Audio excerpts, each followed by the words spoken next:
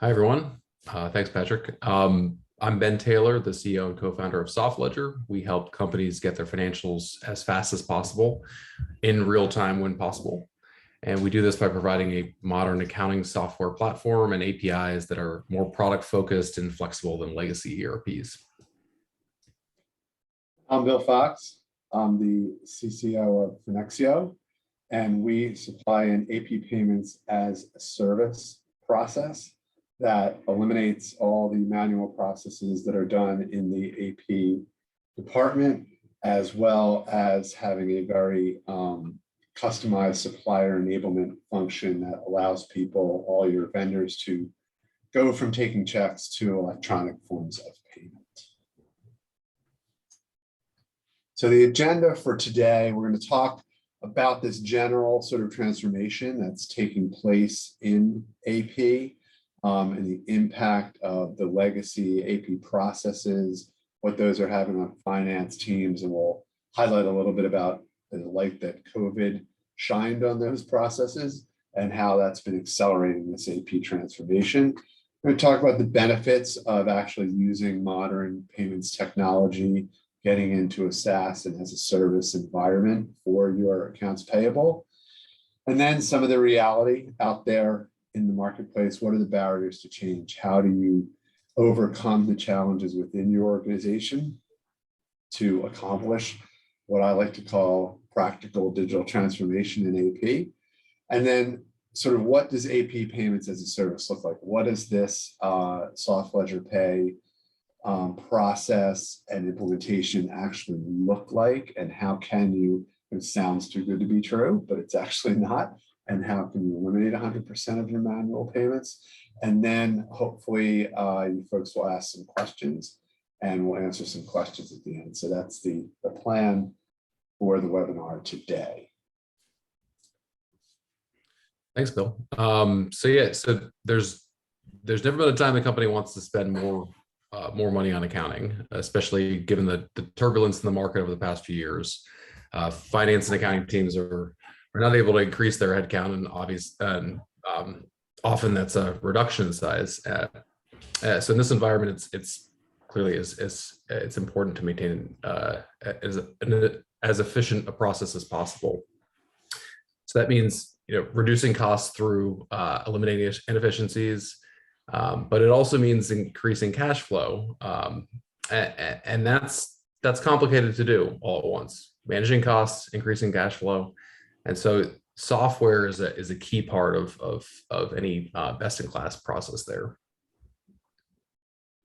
And so we're gonna sort of myth bust a few beliefs that we see out there in the market today.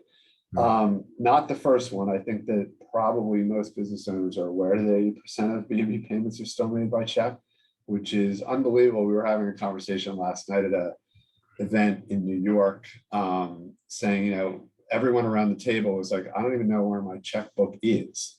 So in our private lives, we're not using checks anymore. We're not thinking of a product we need to buy and then kind of finding a store that sells it. We're buying it on Amazon. We're not standing on the corner waiting for a cab. We're doing, getting an Uber. But in business, that's been much slower transformation. And people think that checks are inexpensive because you think, oh, it's like, you have this one at a time cost, but the wraparound cost of a check is actually quite high. And it's, around 10 times as high as an electronic payment. So as CFOs think about these issues at AP teams, they really need to sort of have this mindset of, this isn't just an okay thing that we're still doing, but there is an opportunity here to sort of radically do some radical cost savings and process improvement.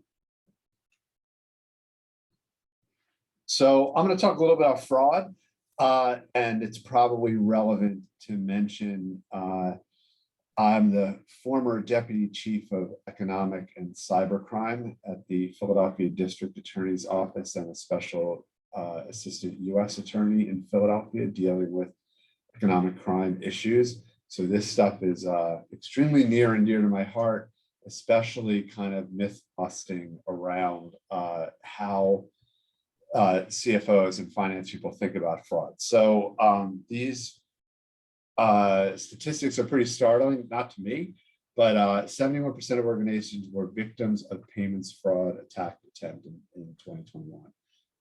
That's a lot. So it becomes more of an issue of not are you going to be, but more like when are you going to, when is somebody going to try to do this?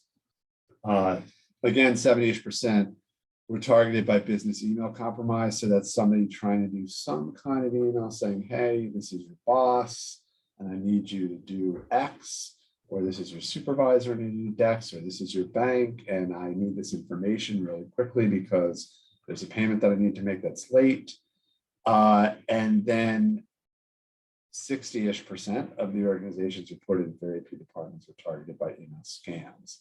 So there needs to be a lot of training done around this, a lot of attention paid to it, has to be consistent.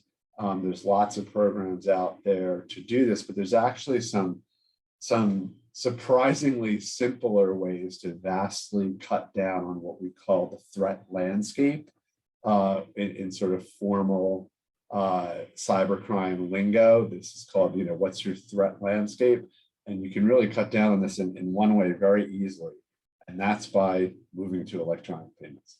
So I think there's this sort of legacy belief that because I can hold the check in my hand, I'm signing it with my pen, and I'm giving it to this person that I trust, that it's a secure method of payment. And then it's sort of, when I move into electronic forms of payments, especially something that sounds like something like a virtual card, then everything's just out in the ether and it's going to get, fraud's going to happen. And actually, it's exactly the opposite.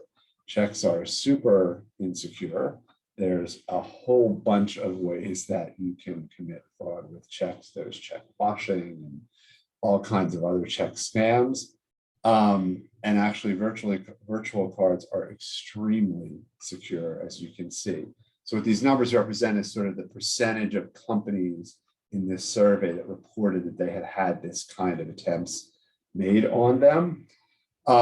So what you can see here is this would be a 63-ish% reduction in how likely you are to have a fraud attempt on a virtual card versus a check. So besides all the things that Ben's going to go into a little more detail later in this presentation around cost savings and efficiencies and all those sorts of things, just switching to electronic methodologies of payment just vastly decreases the chances that you're going to be the victim of a fraudulent attempt on your AP payments.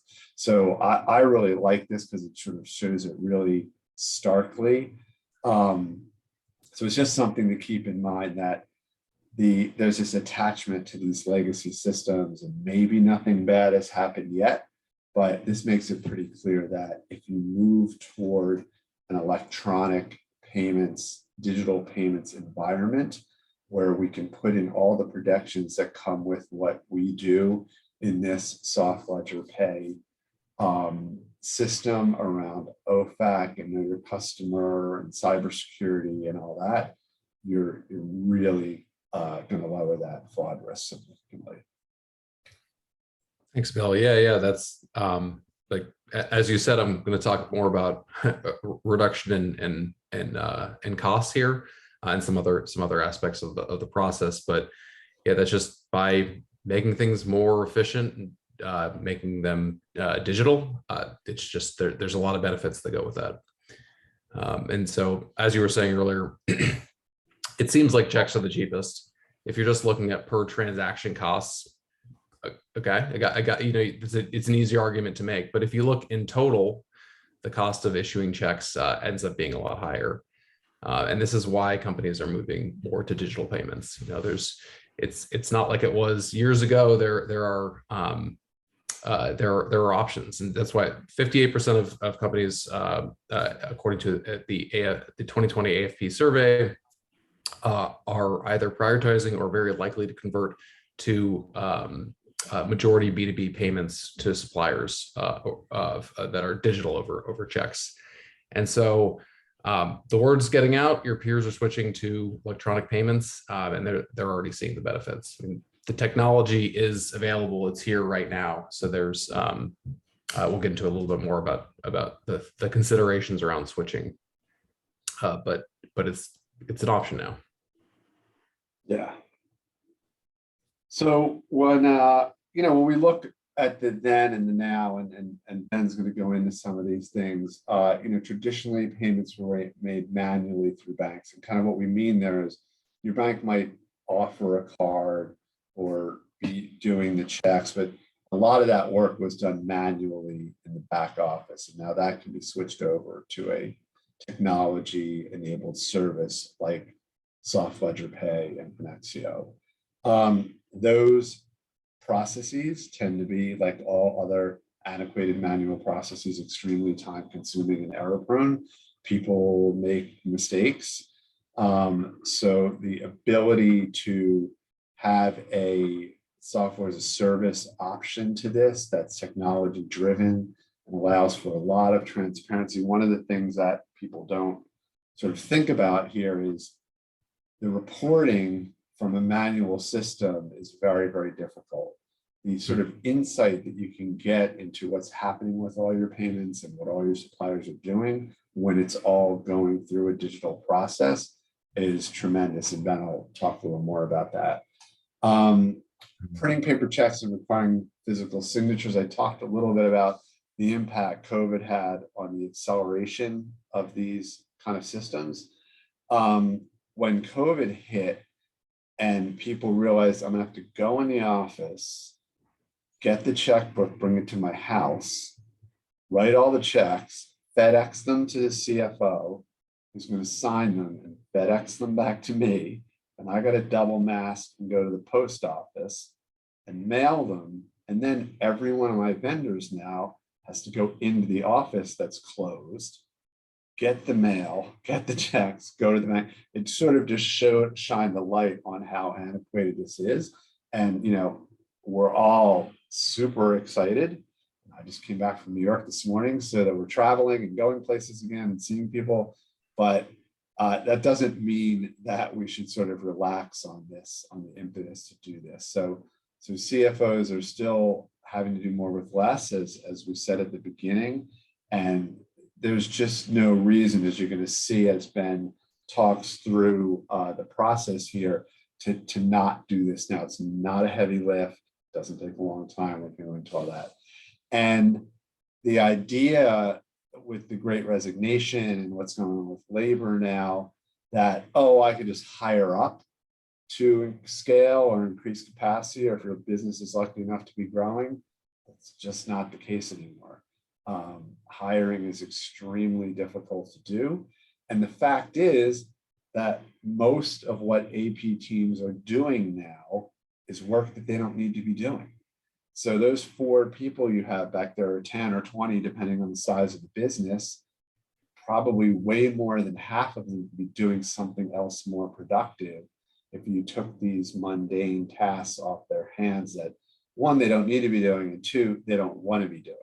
And I think more and more leaders are thinking about, are these people really going to stay here and sit at a desk and write checks all day? Are they going to go look for something maybe a little bit more fun to do? So I think what you're going to see in the next few slides from Ben will really sort of be eye-opening in terms of, wow, I didn't know that I could just sort of do this, and then I can focus on my core business, what I'm supposed to be making, selling, producing, doing, servicing for my customers. Absolutely, yeah. And I'll just add to that. There's no magic push button solution. We know that. And I feel like sometimes it seems like it's either a technology solution or a big AP department, and you're covered with the big AP department. But actually, what the best solution is, technology and people kind of all working in tandem and implemented properly. And so that's just more complicated to set up, but it's doable. And that's what we'll talk about, how that process works. So if this is so great, why aren't more companies doing it? we've reviewed this extensively, and we've kind of come up with four main reasons why. And so it seems like it would take, this sounds great. Seems like it would take a long time to implement. That's something we commonly hear. But, integrated payment solutions actually reduce the lengthy and complex implementation periods, while still allowing you to keep, like I said, your team in place, workflows, and existing systems as well. And I feel like you'll get tired of me saying this at some point, but the access, that is around, is the technology here? And I think we've confirmed, yes, it is. And you need to find the right partner to help implement that into your processes, that knows this space, but also knows the technology available to help out here.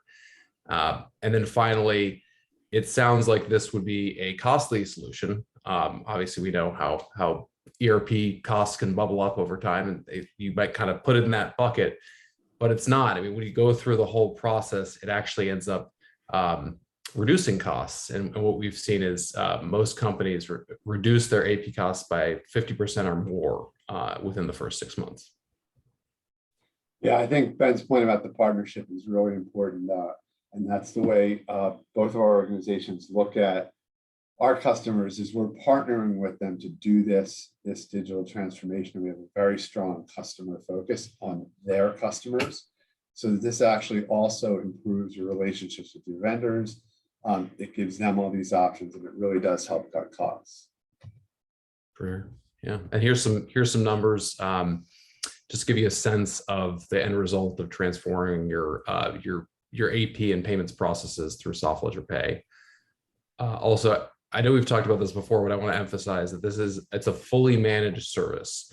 So, once you submit these invoices to be paid, everything else is handled by SoftLedger and Finexio. And then we have I don't know if you want to add anything here. On the next slide, we have a kind of a overview of the whole process. Okay, yeah, here's how things come together. Once your invoices are received from vendors, they're entered into SoftLedger. Then when they're approved, those payments are automatically initiated in SoftLedger Pay. Then the SoftLedger and Finexio teams work with your vendors to make sure they're paid via their preferred method. Plus, there's some really nice things like Bill mentioned about reporting, but also reconciliation. They receive remittance device electronically to confirm what their payment is related to.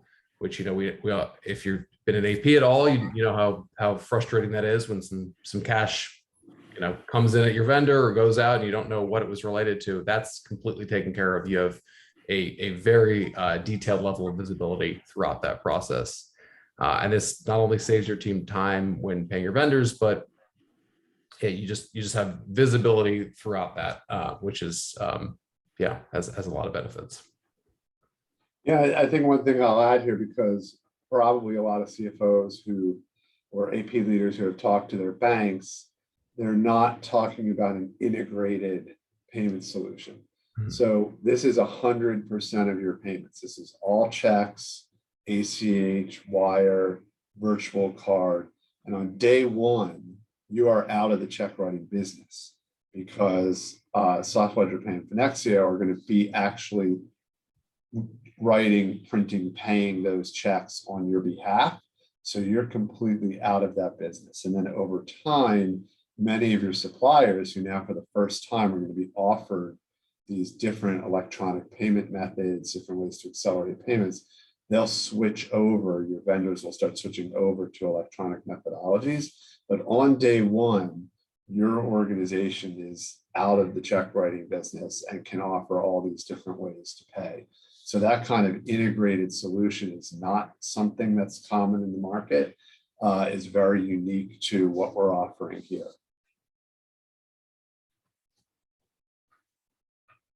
So I'll talk a little about this, and this is really a differentiator between what the banks tend to offer and what a as-a-service offering like SoftLedger Pay and Finexio offer. And that's that we're not just going to come in and, you say, I want to offer virtual cards to my vendors, and you do a 4-week campaign. and 5% of them might sign up, 3%, 5%, something like that. And then that's it, that's done. And then you go back to AP as it was, except 5% of your vendors are not getting a virtual card. In this process, that's an ongoing process, which leads to us enrolling 3 to 4 times as many vendors typically into an electronic payment. And that helps optimize and monetize those payments for your organization. It's, and as Ben has pointed out a couple of times, it's a fully managed service from beginning to end when you're talking about SoftLedger Pay. And this, all the support is from an onshore US team. And then the payment data and the data enrichment that goes into the analytics that you can now see inside this dashboard are tremendous. So generally, customers that that send us a payment file or whatever, and we show them what the portal looks like, they've never seen that before. They've never seen what their entire payment ecosystem looks like. And almost certainly your supplier has never had access to a portal like that. They don't need to call you and say, where's my check, or where's my ACH, or when is this payment coming? Because they can just log right in, and they'd rather do that too. It's way easier than them to make a phone call and sit on hold or whatever they have to do. They can do that, of course, but most of them will choose to just knock into the portal and be like, oh, it's coming tomorrow. Cool, I'm done. So all that from beginning to end, that whole managed service, and the fact that, as Ben talked about, it's a combination of very advanced technology, but also people. Because when you're dealing with people's monies and payments, they want to have access to that, and you need that understanding. So this combines both technology and sort of a white glove service with people. Yeah, for sure. Yeah, just to add on that, I mean, it is, we weren't aware going into this that this type of service existed, and so we were really happy to find a partner like Finexio that could do all this, because I think that this is really rounds out our AP offering to fully complete that solution. Yeah, I think what we found, and it ties back in to the fraud issue. Doing payments is about trust. So you have to be able to establish, we have to be able to establish trust with customers that are going to do SoftLedger Pay, and then those customers need to have the trust of their vendors, especially so when we call and say, do you want to get a V card and get your money in way shorter period of time and not have to worry about the horrendous US mail that keeps getting slower and slower and worse, and not have to worry about the next time that you can't go into work. So we have found that this combination of technology and people really offers the best solution. So Patrick, do we have any questions to answer? We do. We've got one here. I'd love to know, how do you determine which vendors will allow for payment methods other than checks? Great. So there's a couple of steps to this process. So one thing that we do on our end is a segmentation of the vendor file. So we're going to look at all the people that organization is paying. For us, that's been, from say hundreds to one organization that's paying 80,000 vendors. And we can understand through this segmentation that we've developed what vendors are more likely to take what kind of payments and would be advantaged by switching their payment method. And then depending on how often you're paying them or how much you're paying them, they might get a very targeted outreach from, say, a letter from the CEO of the company saying, hey, we have this great new service that we can offer. Let's set up a call. Then there's going to be vendors that you're paying very infrequently or very low amounts. Maybe they can just get an email that says your next payment will be electronic. And in that situation, usually that's fine. And then there's going to be sort of this big middle where we're going to need to reach out to them on the phone and sort of explain to them what this is about, what the advantages are to them. So there's the segmentation piece, and then there's the piece about sort of understanding how to explain the options to them, what the advantages to the options are, and then getting them signed up and walking them through that process, which is actually very simple. Thanks, Bill. Probably another one for you here. What can you do to strengthen security measures around payments and reduce the fraud that you were talking about earlier? Yeah, so I've done a lot of fraud training, obviously, given my background. So it's a two-part answer. I mean, one part is just constant vigilant training of your staff. So people have to understand what phishing emails are, to not open an attachment in an email unless they're 100% sure they know that it came from the person that says it came from. To, the new one that's going around now is you get a text saying that there's an undeliverable package and they're asking you for some information so that this package can be delivered to you. And it looks like it comes from FedEx or UPS, but it doesn't. So if you kind of think for me, be like, I don't think I ordered anything that's coming FedEx, take a breath there. So there's that kind of training. And then there's, of course, what we saw in terms of just certain methods of payment are more fraud prone than others. So making sure that you switch over to a modern digital payments environment is going to help. And then there's the cybersecurity and the security that the vendor that you're using has. So, in our case, we're going to do KYC, know your customer. So that's making sure you're not paying any bad people any money. You're running that against OFAC lists, which are lists of people that you're not supposed to be paying. There's also making sure that there's security in the the cyber security, the cloud environment that the information is going to be stored in. And we're happy, Ben and I, to talk to customers about what our cybersecurity infrastructure looks like, but it's excellent. So there's all these layers. There's sort of a physical layer. Don't let people wander around the office with pizzas that you don't recognize and look over shoulders. And then there's the layer of good communication. And then there's the actual sort of at the database layer. Thanks, Bill. We got one last minute question that came in here. It says, could SoftLedger Pay or Finexio help my vendors add additional payment types? Yeah, you want to do that, Ben? Go ahead. Sure. Yeah. I can start and you can finish and probably add a little more color. So if you're probably paying in more methods than just going through your bank or just writing checks, and that because of that, you kind of want to limit it to a few different methods. I think that the slide that we were on earlier showing what payment methods are susceptible to fraud kind of showed all the different types of payment methods out there, and you probably aren't using all those. Those would all be available via SoftLedger Pay and Finexio. So you kind of you put your invoices in, and that whole managed service of onboarding your suppliers, figuring out what payment method they want to use. There's a good chance they're already in the system and they already have said that, and Finexio can just work directly with them to pay them via that method. Yeah, one thing I left out of our earlier conversation is that we have access to a huge database of suppliers and how they're getting paid by other companies. Mm-hmm. So that's one of the first things we do is say, if supplier A is already getting paid by some other company by virtual card, but you're still paying them with a check, it's very easy to call them up and say, hey, we know you take virtual cards. This company that you also work with is now offering virtual cards. We'll just start sending your payment by virtual card.